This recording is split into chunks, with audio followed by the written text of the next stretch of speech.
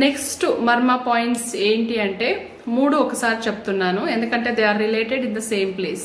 Okay, క్షిప్ర, కూర్చ, కూర్చశిర ఇవి 3 కూడా స్నాయు మర్మాస్ అంటే related to ligaments and tendons.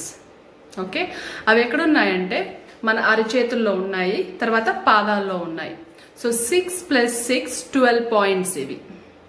So ఇది వీక్ అయ్యింది అంటే ఓకే, ఈ లిగమెంట్స్ టెండన్స్ కనెక్టెడ్ అన్నమాట, bones to bones, muscles to bones.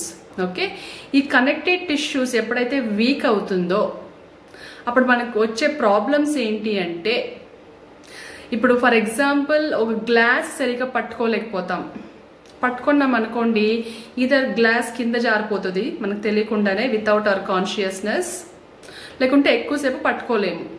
Phone ఒక 5-10 మినిట్స్ కంటిన్యూస్గా పట్టుకొని మాట్లాడలేకపోతాం, ఎందుకంటే కనెక్టెడ్ టిష్యూస్ వచ్చేసి వీక్ అయిపోయింది అనమాట, లిగమెంట్స్ టెండన్స్. ఓకే, ఇలా దువ్వాన్ని పట్టుకొని మంచిగా హెయిర్ కోమ్ చేయలేమన్నమాట, ఇలా దువ్వుకోలేము. ఓకే, అలాగే ఓకే ఏమైనా క్లీనింగ్ చేయాలంటే, చీపర్ పట్టుకొని క్లీనింగ్ చేయాలంటే కూడా మనకి ఇలా పట్టుకోవడానికి ఈ మజిల్స్ స్ట్రాంగ్గా ఉండదు, వీక్ అయిపోయి ఉంటుంది అనమాట. సో అప్పుడు ఏమవుతుందంటే మనము ఆ 3 పాయింట్స్ క్షిప్ర, కూర్చ, కూర్చశిర ఈ 3 మనం కొంచెం స్టిమ్యులేట్ చేసామనుకోండి, అప్పుడు ఏమవుతుందంటే అక్కడ బ్లడ్ సర్క్యులేషన్ స్టార్ట్ అవుతుంది, అక్కడ ఉన్న టాక్సిన్స్ అంతా రిమూవ్ అవుతుంది అన్నమాట. ఓకే, సో ఆ పాయింట్స్ ఎక్కడున్నాయంటే ఇక్కడ, ఇది క్షిప్ర, క్షిప్ర ఇది.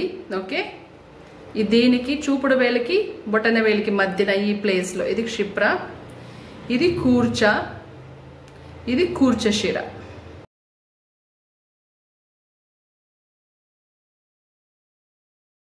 అలాగే ఈ పాయింట్స్ వచ్చేసి పాదాల్లో బొటన వేలు స్టార్టింగ్ పాయింట్ ఉంటుంది కదా, ఇప్పుడు ఇది బొటన వేలు అనుకోండి, ఇంకా ఇక్కడ నుంచి స్టార్ట్ అవుతుంది క్షిప్ర, కూర్చ, కూర్చశిర అని.